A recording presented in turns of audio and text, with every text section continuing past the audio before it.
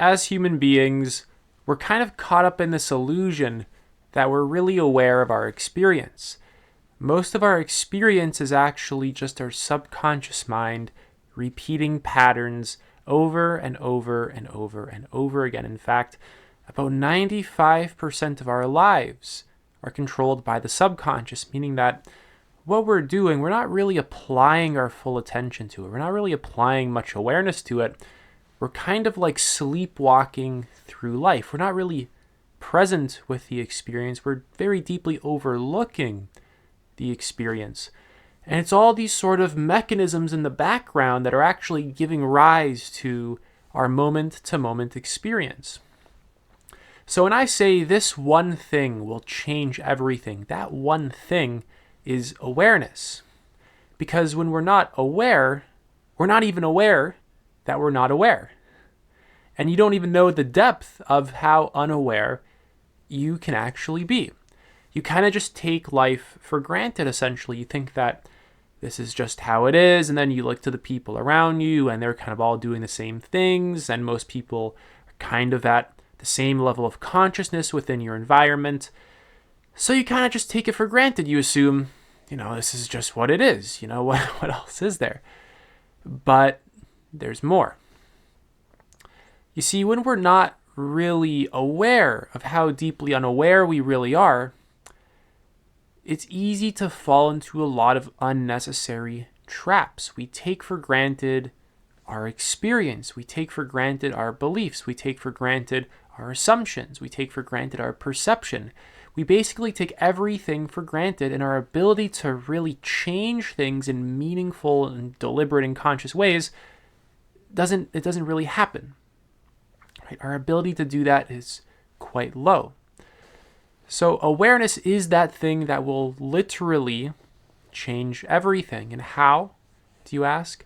By learning to actually consciously apply it to everything.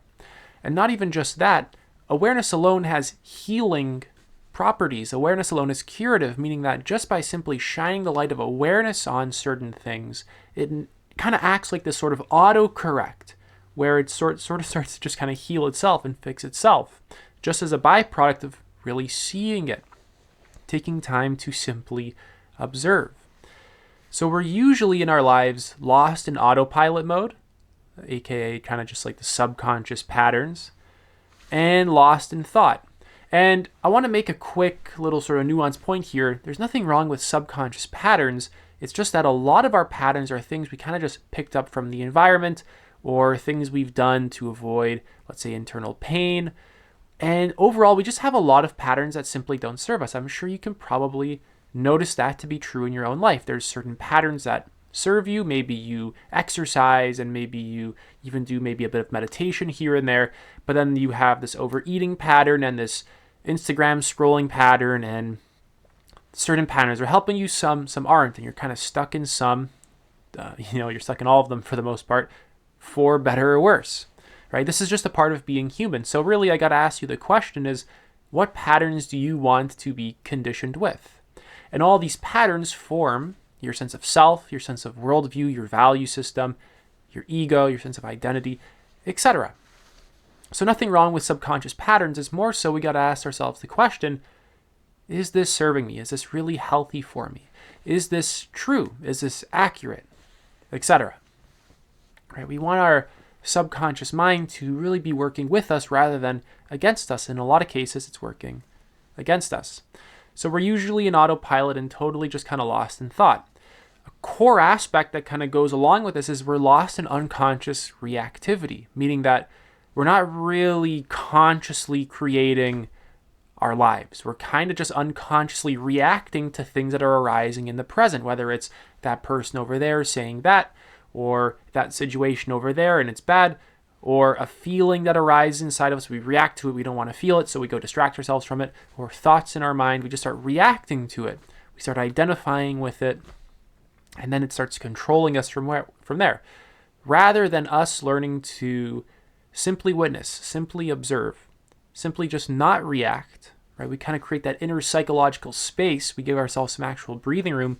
And from that place, we learn how to just respond to life rather than always be in constant reactivity mode. And this is quite hard because the patterns go deep and a lot of the emotions that lead to reactivity go pretty deep. So you don't have to be completely perfect, but we're just trying to get an honest look at what's really going on in our lives here.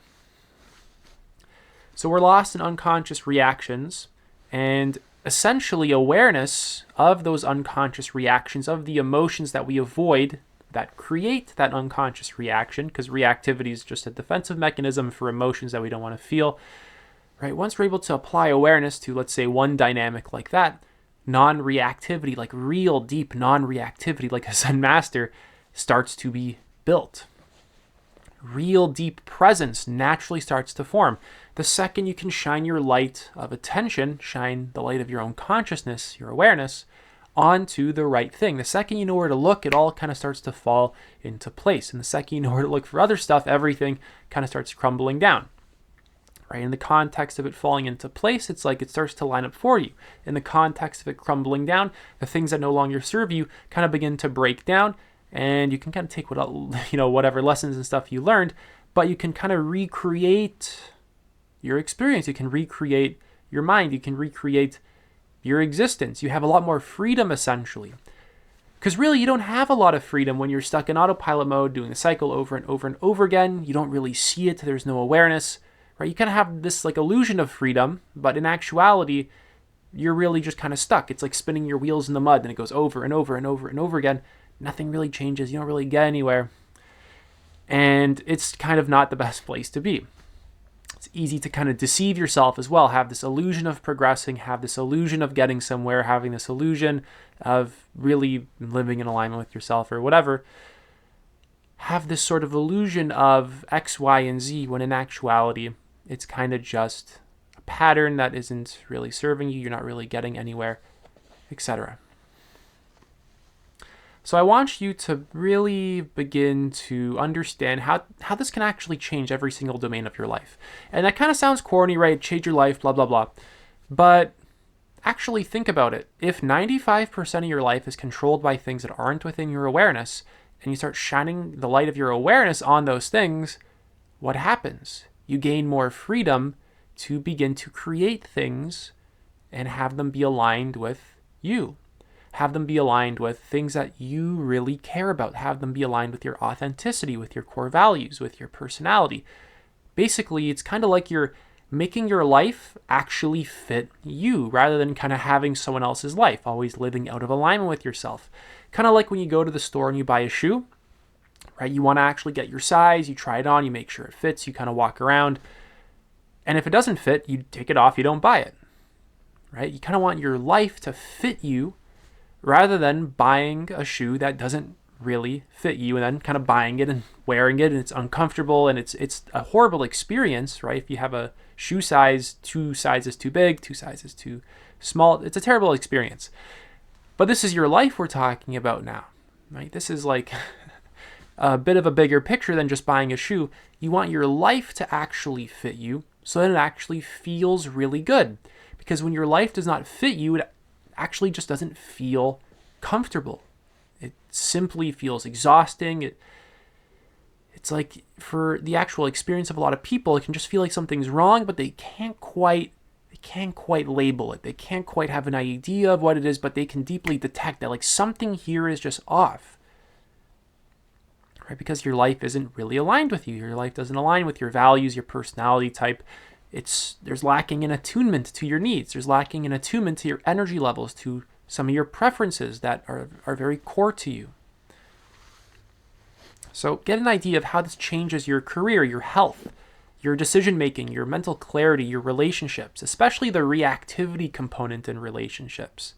Right? A lot of relationships are full of reactivity. Basically, every single one of them will have elements of reactivity in them. Again, it's not like a matter of shaming anyone for being reactive. It's more so just trying to become more conscious and get a clear idea of what's really going on in our experience. And then you can see that by decreasing reactivity in a relationship, for example, that begins to decrease conflict. So you can stop reacting to what a person is just saying or the emotions in the situation. The second you stop reacting to the thoughts in the situation, the second you can just observe and be present without judgment, there's this ability to kind of slowly harmonize with what's going on in the present. There's this ability to kind of just come to an understanding of what's going on. There's this deeper recognition that begins to occur that actually starts to pull your mind out of survival mode, aka just kind of reactivity mode. And a lot more, survival mode's a lot more than that, but that is a very core part. So even your career. A lot of people's careers are built not through some kind of strategy, like a conscious strategy. It's kind of just like they kind of stumbled into it almost, right? They were told to do X, Y, and Z, so they did that. And it was not really something that they really consciously constructed, not something that they really dug into, not something that they put a lot of time and effort into really constructing and figuring out, and then it doesn't really fit them very well, and then they don't like their career. So I want you to really recognize that by just kind of acting in those autopilot ways, this is going to inevitably backfire in your life and create unnecessary suffering. Because eventually those patterns aren't going to fit well in some kind of circumstance, and it's just going to be kind of clunky. Eventually those patterns aren't going to, a lot of them just straight up already don't feel healthy. And essentially, again, we're just really trying to look at what patterns really align with me the best, what patterns serve me the best, what patterns really help me to feel most connected to myself the best, what patterns help me to feel the healthiest, what patterns help me to even care about others to the best of my ability, what patterns help me to actually feel connected to other people and actually give them value, right? So kind of making that connection, right? What helps you can actually come back to help other people, and it's going to feel pretty good to be able to deliver some high quality value to other people. Moving on, this idea that I previously mentioned of observation without judgment. Essentially, this allows you to form new perspectives about things that you have so many preconceived notions about. So typically when we see something, we kind of have all these preconceived notions. For example, you walk outside, you look at a tree, you go, that's a tree, and you have all these sort of categories and associations with that tree, right? And I'm using a very innocent example right now, but observation without judgment allows you to kind of just observe what's occurring. And then from that place, you form a new perspective around it, maybe in the form of a concept, maybe in the form of just like directly experiencing something very different, getting some kind of new sense or intuition about it. But essentially, this ability to kind of just observe without judgment is this sort of clarifying effect. Because just being lost in thought is not real clarity. It's actually like this subtle state of tension and delusion and actually repression and avoidance, just always being just like totally lost in thought, disconnected from yourself, disconnected from the sensations in your body, disconnected from the present experience, always just being, like, thought's not bad, but just being totally absorbed in it 24/7, not being able to get out of it, this is actually a problem. Right? So I recommend having high quality thoughts, right, and being able to fill up your mind with a lot of high quality information, but also having the capacity to just get out of your mind in general. Just move beyond it into just being, existence, presence, awareness, right? Fully inhabiting your experience, right? Being able to ultimately transcend the mind, self-transcendence. So a lot of these preconceived notions often continuously filter your perception, leading to a lot of the same behaviors, leading to a lot of the same cycles. And once you're able to kind of like get some new realization, it can actually begin to kind of change a lot of the things that are going on in your life. That's it for this video. If you're interested in working with me one-to-one, you can apply to do so. Link is in the pinned comment. Take it easy.